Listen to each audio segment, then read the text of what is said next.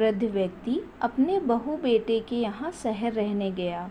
उम्र के इस पड़ाव पर वह अत्यंत कमज़ोर हो चुका था। उसके हाथ कांपते थे और दिखाई भी कम देता था। वो एक छोटे से घर में रहते थे।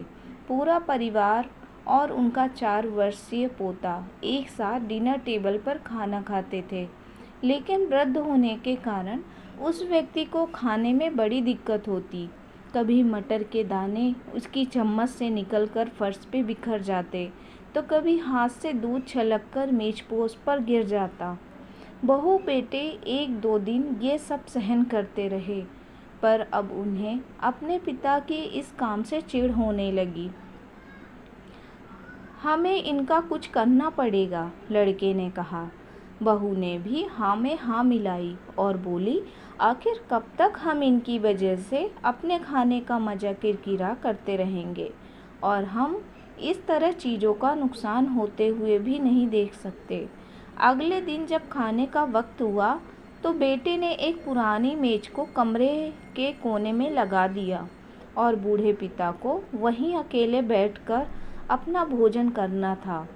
यहाँ तक कि उनके खाने के बर्तनों की जगह एक लकड़ी का कटोरा दे दिया गया था, ताकि अब और बर्तन ना टूट फूट सकें। बाकी लोग पहले की तरह ही आराम से बैठकर खाना खाते। जब कभी कभार उस बुजुर्ग की तरफ देखते तो उनकी आंखों में आंसू दिखाई देते। यह देखकर भी बहू बेटे का मन नहीं पिघलता। वो उनकी छोटी से छोटी गलती पर भी ढेरों बातें सुना देते। वहाँ बैठा बालक भी यह सब बड़े ध्यान से देखता रहता और अपने में मस्त रहता। एक रात खाने से पहले उस छोटे बालक को उसके माता पिता ने ज़मीन पर बैठकर कुछ करते हुए देखा। तुम क्या बना रहे हो?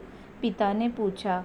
बच्चे ने मासूमियत के साथ उत्तर दिया, अरे मैं तो आप लोगों के लिए एक लकड़ी का कटोरा बना रहा हूँ, ताकि जब मैं बड़ा हो जाऊँ तो आप लोग इसमें खा सकें। और वह पुनः अपने काम में लग गया। पर इस बात का उसके माता पिता पर बहुत गहरा असर हुआ।